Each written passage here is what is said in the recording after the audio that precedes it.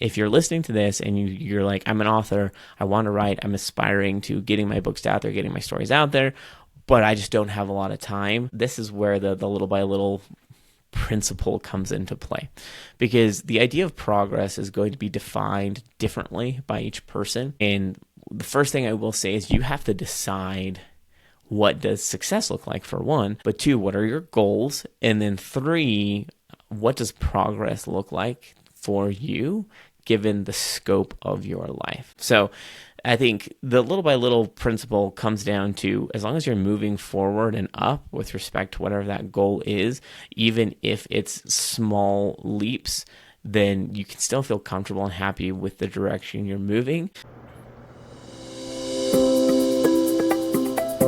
Hello, this is the Casual Author Podcast. I'm Dan Kenner, sci-fi and fantasy author. I've got a few things on my plate, as do you, and I want to help you be productive and have a positive mindset as you navigate your passion for writing while managing life's expectations. For more information about the podcast, or to access my free guide, How to Have the Most Stellar Writing Sessions, head to thecasualauthor.com. Let's dive in. Hey there, it's Dan Kenner with another episode of The Casual Author. Today is Friday, November 14th, 2025 as I record this, and today is going to be another solo episode where I'm going to talk about taking things little by little. This is a very important principle that I think everybody has to recognize, but it becomes even more important for those of us who have so many things going into our lives and want to write, right? Writing's a big piece of our lives, so we've got kids asking for attention here and job asking for attention there and all these other responsibilities that we have. Taking it little by little is, you'd think it would be easy, but we'll get more into that in just a second. Before we get into the fun topic here, just a couple notes around the podcast, some housekeeping items, so to speak. So I've been reflecting a lot on the podcast, trying to make it what I want it to be. And, I've modeled this podcast off of a lot of other podcasts that I listen to, and I'm really looking to make it my own. And one thing that I recognize is a lot of us don't have a significant amount of time to listen to podcasts. So I try to consume them little by little.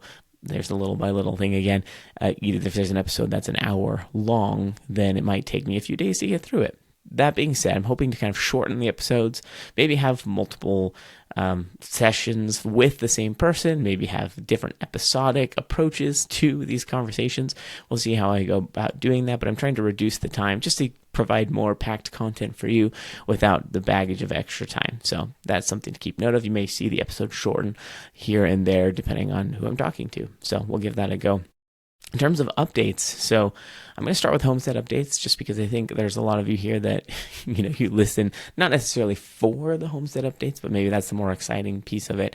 So from a homestead perspective, I went through a lot of things last week because there was kind of a 6-month catch up. I didn't really go through every single detail that I probably could have. So really what we're working with is the cold's approaching. I've said that more and more, but there's certain aspects of a homestead you really have to think about. So every living being, animal, needs water, and that water freezes pretty quick when it starts getting cold. So that's really the first thing that we have to figure out. The cows are taken care of. We have this little heater that just drops into their tank. It's just like this big stock tank that we fill up with water every day. That it works pretty well. It actually has a sensor in it that when it gets below a certain level of freezing, it will kick on, and it just keeps the water slightly above freezing temperature. It doesn't heat it up. It just keeps it slightly above. So you don't want your animals drinking hot water. We have to solve for water for the pigs still and the chickens. We had a water heater for the chickens that broke last year. Unfortunately, they really don't last forever because of the heavy strain that they get put through every season, and winters here are pretty severe. So that's something I need to solve for sooner rather than later. And that's on the docket for things to solve for. Our cow, Lucy, has been giving us a lot of trouble recently, not from a behavioral standpoint. I mean, she does get a little sassy, but she's been having mastitis. So this, just for information, quick rundown of cows and udder health, but you have to milk your cow every day. We have to milk her twice a day. If you don't, she's at risk for mastitis. It's essentially if you don't relieve the pressure of that milk, it can get an infection. If you can make sure it's not clean, make sure there's no manure or anything that goes up into the udder through the teats, then it could cause mastitis. Unfortunately, she's had mastitis, not regularly. I think this is maybe the third time since she's had her baby that she's had mastitis, which is unusual. So problems there. There's ways to treat it, antibiotics that you can give them. We try to follow more natural ways to deal with it, just because when you give antibiotics, you have to dump the milk for like 2 weeks, which we can do, but if there's other more conventional and safer ways to do it, we prefer that. So we have some doctor prescribed antibiotics on hand that we keep for dire situations, but we go through more natural companies to use herbs and these other natural remedies where you don't have to dump the milk. And they've always worked for us in the past. They work like a charm. And this time it is working, but we fear there's some scar tissue that has been left in part of her udder because there's just a really hard lump that's not going away. Behavior-wise, she's fine. Like, she's not acting in pain anymore. She's acting normally. Her milk production's staying. It dipped quite a bit. She wasn't producing as much, and now it's kind of leveling back out. But it's just one of those stressors, right? Last thing you want to do is be drinking unsafe milk with bacteria in it. So it's just, we have to be extra safe with it. We've been giving more to the pigs because pigs can eat anything. Their digestive systems will take care of everything. It's pretty impressive, actually. But yeah, it's one of those things, just like an extra thing to think about. With consideration to the homestead. Most things run smoothly, but then when this type of mastitis comes up, it's just more work to think about, more problems to consider, and slide into the regular work that we already experience. The chickens, I'll just kind of talk briefly about the chickens. They're pretty well equipped for the winter. They've got a great safe coop. They're out of the wind. We make sure they've got a clean, dry place to be and live. The biggest problem with them is the little sneaky blighters. I don't know why I said that. They like to hide their eggs from us. And we got this specific hutch type thing where, something about chickens, they will not lay their eggs unless it's in a dark, quiet place and they feel safe. Understandable, right? Like, they're going to clench up and hold that thing, and if they're nervous or scared. So we have this little hutch that they go in. It's got these flaps that block out the light, and they can go in there and it's quiet, and they can lay their egg, and it actually is designed to roll that egg away so that it stays clean. They can't peck at it, because when chickens get bored, they will peck the eggs and then you can't eat them, or they'll eat the eggs, which is a bigger problem. We won't talk about that today. So we have this little hutch that they've been using pretty consistently, but all it takes is one chicken. One little stinker chicken lays their egg outside of that little hutch. Other chickens see the egg and they just follow. They're a bunch of little bandwagoners. They will just follow. And so we had one lay out of the hutch recently. And so now more and more chickens are laying outside of it. And there's two big problems with that. Three big problems, really. One is that they're present, they're there, so chickens might eat them, which we don't want them to eat their own eggs. That's not helpful. Two, sometimes they end up really dirty because chickens, especially if it's wet, they'll go walk out in their pen. There's also manure, there's all sorts of dirt and things that they're walking in. When their feet get wet, it picks it up, and then they go walk all over the eggs. Can you wash them? Absolutely. Not a huge deal. Still kind of gross. Like, who wants to wash eggs when they can stay clean, right, if they roll away? The third problem is that they are hard to find. So sometimes if this one chicken decides to lay in a really secret part of the coop, and then it gets buried by leaves or something else, you have to go search for it. It's like an Easter egg hunt every day. And while my kids love Easter egg hunts, it's their jobs to go pick them up. And they're like, I don't want to look for eggs, but sometimes you just have to. So those are the things that we're considering today, kind of the bigger problems. We'll talk more about the pigs next week. There's a lot of things going on with them. Pigs are both easy and difficult. It's hard to describe. I'll talk more about that next week. But we're about the season where things like events are starting to pick up. So my sons are in archery. They do an archery class multiple times a week. They've got choir that they do. We try and get them involved in as many things as possible, which for homeschooled kids is possible. It's probably easier than people who send their kids to public school because we don't have a consigned schedule to follow. But at the same time, the more places you have to take your 7 kids, the more difficult it is to fit them all in. So playing Tetris with the schedules is definitely not my forte. My wife is much better at that. But just kind of ramping up, right? Taking consideration of my full-time job and all the animals and the podcast and authoring things and all these events, right? For a non-planner like myself, it is a nightmare. So we won't talk about that. But I'm glad she's much more organized than me. She definitely makes sure we don't fall apart. But yeah, so that's that. Homestead life updates.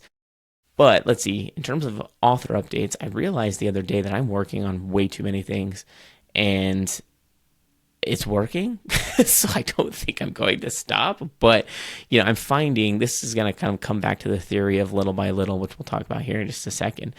I think I don't even know how many projects up and coming. The biggest thing that I mentioned, I didn't really mention this, but I put a little ad for it in my last podcast, is we have a Kickstarter running that is an anthology of over 20 authors, fantasy and sci-fi authors. We banded together, collected a bunch of our stories, and kind of the project leader, Z.S. Diamante. I don't know if you've heard of him. He's another fantasy author. He's incredible. I definitely recommend his books. But he has been spearheading this project, this campaign. Each story has a piece of art that's been commissioned. There's 5 different audiobook narrators that he has commissioned to narrate the audiobook, and he's put together this really beautiful special edition version with beautiful covers with foil, making the letters shiny on both the sides and the top. There's like a ribbon. There's art for the interior, and there's actually 2 different special edition versions. So it's super cool. It's awesome. The Kickstarter is running today for another 10 days, I think, from today. So make sure you jump on that. Grab a special edition if you haven't already. They're gorgeous books. I don't have one with me, otherwise I'd show you. Maybe I'll put a little cut to the ad so you can see that. But for those video watchers, anyway, definitely recommend it. I love Kickstarter. I've always backed Kickstarters. In fact, I think I've backed like 40 some odd Kickstarters. I love Kickstarter. I think it's a great platform. My wife recently, this is another author update, has infused herself into my author business in a good way, right? It's one of those things where I've kind of just done things on my own, but you know me, I'm not very organized. I just kind of take things as they come. It works for me, pretty chill. She's much more organized and focused, and she's like, let me use my methodical planning brain to help you organize things. I was like, before I've said, like, I don't want to burden you. You've got a lot of things going on. But she's like, no, I insist. Let's see what we can do to get things moving forward. So yeah, I'm definitely optimistic that it will help. But the reason that's relevant is she's like, I think you should run a Kickstarter. Everyone said you should run a Kickstarter. Everyone said you should do it. I really think it would benefit you and your goals as an author. So the update today isn't I'm going to do a Kickstarter. It is, I'm thinking about it. And keep an eye out for potential updates in the next coming months, because it may or may not happen. But what's still happening is my monthly short stories. If you've heard before, REAM is a platform. It's kind of like Patreon, but you can provide your stories. People can subscribe to certain levels within your platform to receive certain stories and content that you provide for them. I do publish a short story every week. They're usually about 30 to 50 pages, so not short, but definitely not significantly long. Sometimes they're side stories from books I've already written. Sometimes they're just random stories. Since I'm a pantser, I don't really plan these things out. They just come out of my head. At the beginning of each month, I'm like, let's write next month's story. And they just come out. I can't describe how it happens, but it's fun. It's delightful. This month's is more of a cozy story approach, cozy fantasy. It's called A Family Matter of Magic. So it's really fun. It's just in this specific case, the story is about a 14-year-old boy who's forced to go stay with his grandma Goody in Northern California. He hasn't seen her for 7 years. And because there's some bad blood between his mom and dad and her, he doesn't really know what's going on. But all the other appropriate caretakers are going on the vacation with his parents. And so he's disgruntled primarily because he's a tech-focused kid. He loves social media. He loves videos. He loves video games. But for some reason, those don't work at this grandma's house. An indescribable reason. But when he gets there, a lot of really weird, peculiar things happen, and he realizes there's much more to Grandma Goody than he thought. So it's a really fun story. It's very light focused, a little bit humorous. And if you're interested in grabbing that story, go to reamstories.com/author Dan Kenner. I'll put the link in the show notes. And yeah, like I said, every month I publish a new short story. You also get early chapters to the books I'm working on today, which currently I'm releasing early chapters for book 4 of the Hidden Heritage series. So if you're new here, the Hidden Heritage series is a portal fantasy The idea kind of came to me randomly when I was driving a few years ago about, what would it be like to have this complicated YA story, 6 books, but each book is from a different perspective. So there's kind of 6 main characters revolved in this story. The first one is called Dragon Blooded. It's about a half dragon, half human teenage boy in high school. You can imagine the complexities of being a half dragon in high school in the middle of Kentucky, and he gets thrown into this chaos of this other world that he's been kind of a part of, but hasn't been. He wasn't supposed to be bothered until he turned 20, but he's only 16, and things happen that bring him in early. Anyway, it's a very fun, light story, YA. That's the series I'm working on today. So 4th book is actually Fairy Blooded, so it's from the perspective of the half human, half fairy. It's a boy, and he's got a lot going on for him. But all the first 3 books, the first 2 are published. The 3rd one is about to be published in the next few weeks. So that's another thing I'm working on, is finalizing that book to get it out for everyone. The 4th book is edited by me, and I'm releasing those chapters week by week, so you can get access to those early, up to 6 months before it's published. There's other fun perks as a part of the Ream, so that's something I recommend. Definitely, if you want to support me, if you want to read fun content, if you want to know what it's like to read a story that just comes out of the mind of the author as it's coming. I don't pre-plan any of my stories. They just come out of my head. So I'm equally as surprised as you as I'm writing them. Definitely recommend diving into that Ream stories. Then lastly, I'm actually writing a book with my son. My 8-year-old was interested in writing a book months ago. He said, I've got some fun ideas for a story. Can you help me put it to paper? So for context, he has dyslexia. He still can't read very well. We're working with him. He struggles really remembering the words, and the letters move, and there's a whole bunch of complexities to being able to read, but he has quite the imagination. So we're partnering together. He provides a lot of the ideas. I add my ideas to his. I'm actually writing it out. But the first book of what he thinks is going to be a trilogy, I mean, I don't know what's going on in his head, is called Camp Power. And it's going to be like a middle grade cozy fantasy story. So I'm probably about halfway through writing that.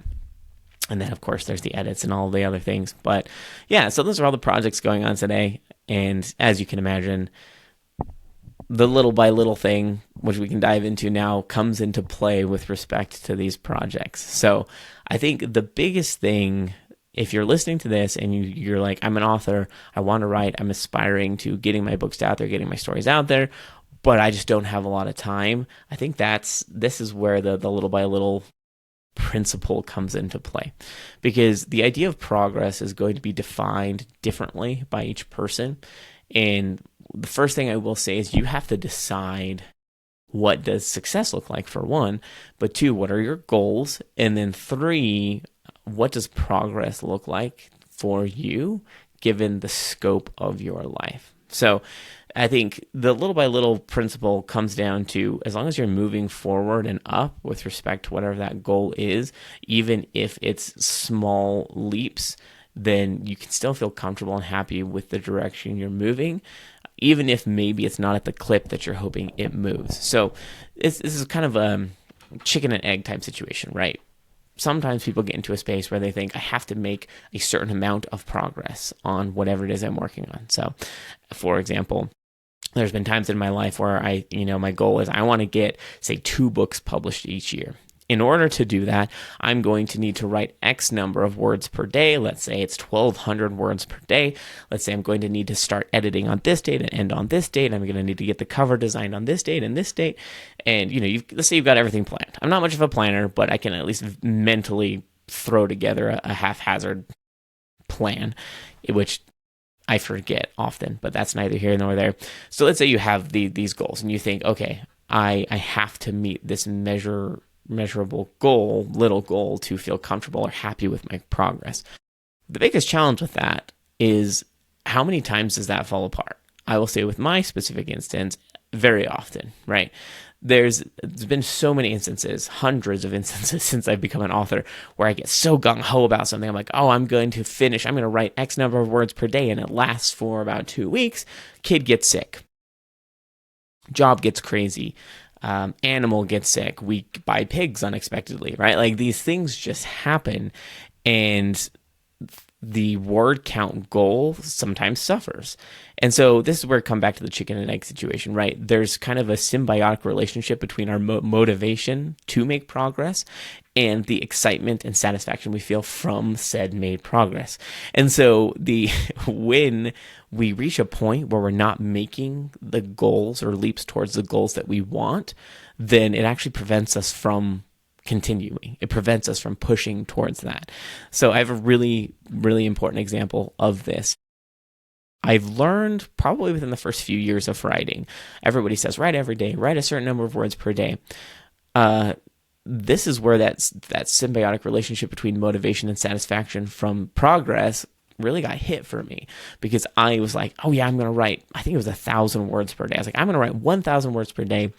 Weekends, I'm going to fit it in no matter when it is, every single day. I'll get up early, I'll stay up late, whatever I have to do. And, that motivation worked for a little while. I want to say it was probably about a month, until I think at the time we had a baby born. This was probably about the time of our fourth child. And naturally, when a baby's born, you get less sleep. Life gets crazy. I had some time off of work, but the dynamics of the family changed. My creativity just went all over the place, right? It wasn't necessarily just about finding time. It was about, can I sit down and actually write 1,000 words? And what happened was I was so disappointed in myself that I started missing this 1,000 word a day motion. And because I was frustrated with myself, when I sat down, I was just this negative attitude, this thought of, well, I didn't hit it yesterday. What makes me think I'm going to hit it today? And just kind of this general disappointment settled over me, which made it so that my motivation to reach this 1,000 word limit, it just kind of fell apart, just kind of got dismantled. And for a few months, I was still writing, but I wasn't making a lot of progress, and I was disappointed in the little bits of progress I was making, rather than being grateful and happy with the little bits of progress I was making. And really, it took two things: an attitude shift, and another one was a stylized difference in what that progress was. So let me talk about that mental shift. I realized I'm in a really negative headspace. I'm not making progress. I'm frustrated constantly with my lack of progress, even though I was making progress, just not as much as I wanted to. I realized this 1,000 word goal was the problem, right? And what kind of clued me into that problem was I was watching it, I think it was a TikTok video or a YouTube video or something, of an author that was just I'm thrilled that I got 200 words written today. And they were thrilled. They were genuinely thrilled. And I thought, wait a minute, and then they went through the story of sometimes I get 2,000 words a day, and sometimes I get 100 words a day. And at the end of the day, I'm happy as long as I'm making progress forward. And then I realized me adhering to this 1,000 word, almost impossible goal is kind of the problem, right? I'm approaching it incorrectly, and my dissatisfaction with my progress is inhibiting my motivation to keep moving forward. And so I shifted. I shifted it to my mindset and thought, I'm going to do my best to have at least 20 to 30 minutes of a block anytime during the day. Whatever I get out during that time, I'm going to be happy about, because what I'm telling myself is I gave myself time, 20 minutes, 10 minutes even, just a block of time sometime during the day to dedicate to writing. And what shifted for me was this: I didn't care as much about how much progress, more so that I made progress.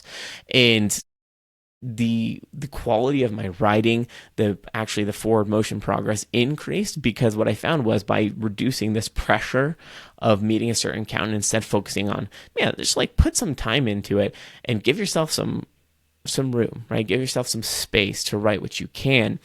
I actually was hitting the 1,000 word goal more often than not, even if it was in 20 minutes or 30 minutes, right? I was having these smaller blocks. It wasn't an hour or racking my brain for an hour and a half, splitting it up throughout the day.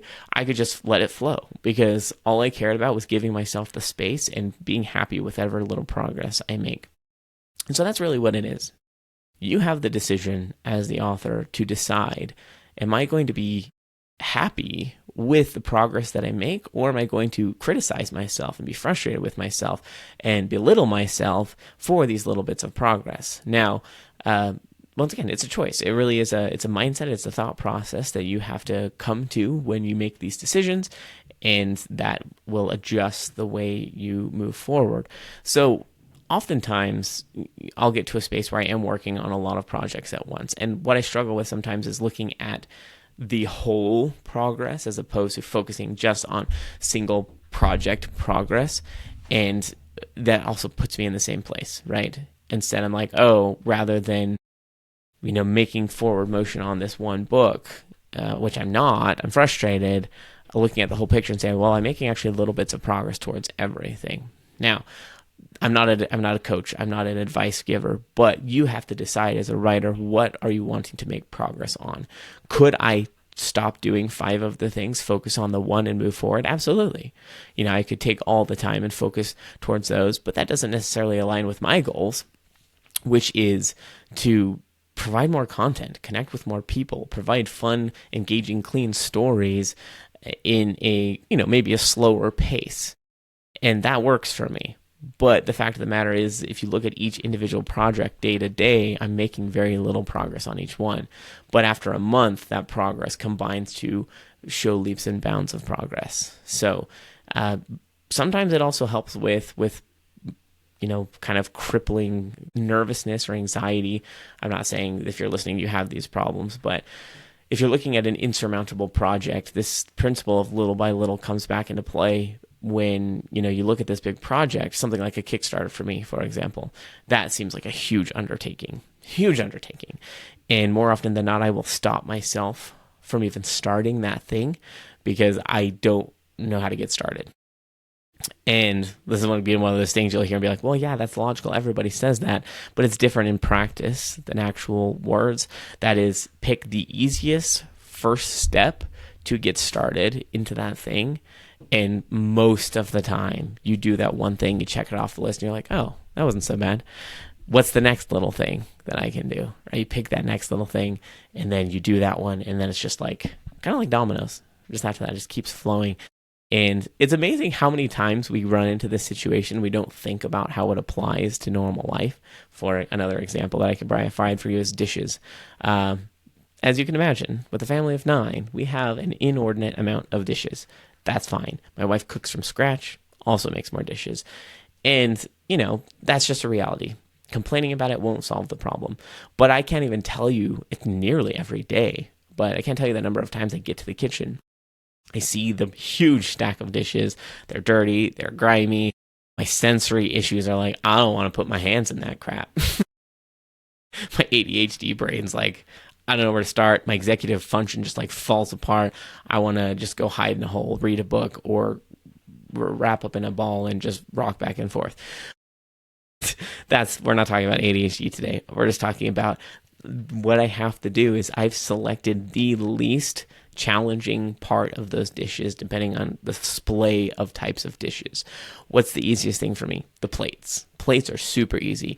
You rinse them, you slot, they have a perfect place in the dishwasher, you slot them in. I always start with the plates, right? Or if there aren't any plates, when you've got this big pile of dishes, I get the biggest ones out of the way rinsing first, and then it shrinks the pile and it makes my brain realize, oh, wait, there's actually not that many. So I'll pick up the first thing, the easiest thing, and I'll just do it. And then for me, what that does is it gets me into the space where I'm just like, oh, I'm already here. I might as well just keep working on it. And it's the same with authoring, right? You've got that idea. You've got that book. You've wanted to write a story for years and years, and you just can't buckle down. You're afraid that your prose is going to be bad, or you don't really know how to get started. Only my biggest recommendation for you is just sit down and do the first littlest thing, and then reflect on it and think, oh, actually, I'm already here, right? Let's just keep flowing. That's how I got my first book written. I've been wanting to be an author for my entire life, really. Ever since I could read, I thought, I've got stories in my brain. I want to write them down. I had put a pin in it and decided, I'm never going to do that. I can't do that.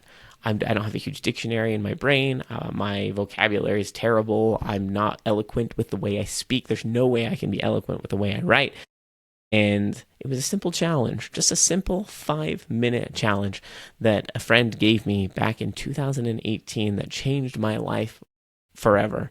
And that was, well, you haven't tried. Open up a Google Doc, sit down and set a timer for 5 minutes, maybe play some light music and just write. Don't even think, just write.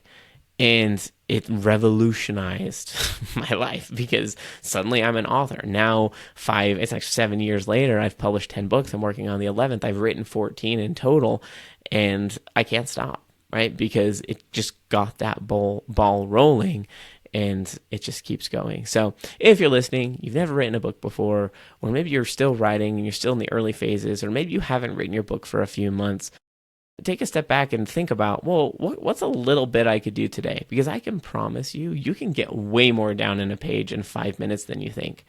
Don't downplay yourself, right?